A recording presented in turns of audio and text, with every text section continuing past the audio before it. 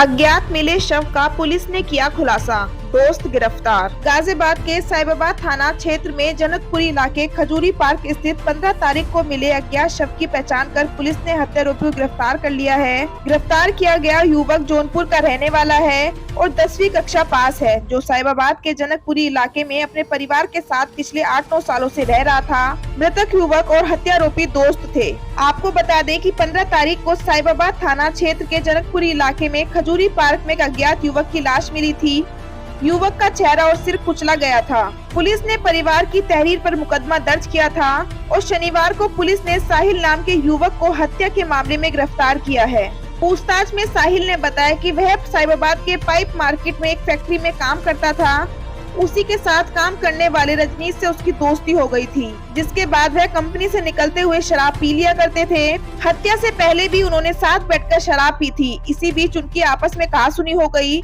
इस दौरान रजनीश ने साहिल को गाली दे दी। साहिल ने रजनीश के पत्थर मारकर सिर फोड़ दिया और फिर सिर कुचलकर हत्या कर दी। उसके बाद साहिल अपने घर चला गया। हत्या आरोपी मौके से फरार हो गया था। फिलहाल पुलिस ने हत्या आरोपी को गिरफ्तार कर लिया है और हत्या में उपयुक्त मृतक की बॉडी के पास मिला पत्थर भी बरामद कर लिया है। वहीं एसीपी रजनीश उपाध्याय ने बताया कि दिनांक 15/2/2024 को खजूरी पार्क थाना साहिबाबाद के अंतर्गत एक अज्ञात शव मिला था, जिसके चेहरे को कुचल करके हत्या कारित की गई थी।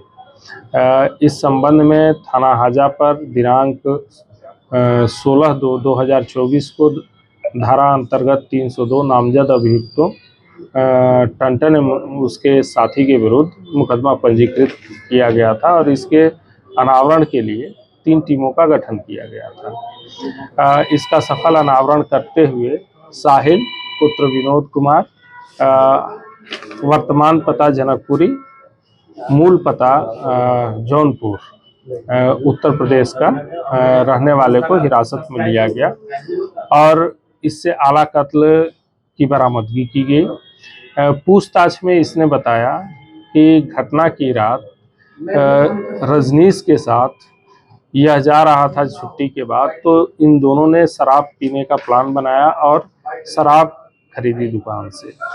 जब ये कुछ आगे बढ़े तो रास्ते में इन्हें टंटन नामक युवक मिला और उससे भी शराब पीने की बात हुई और इन्होंने कुछ अतिरिक्त शराब की बोतलें खरीदी और उसे रजनीश के कमरे पर ले जा करके इन्होंने शराब पिया और वहीं पर खाना खाया।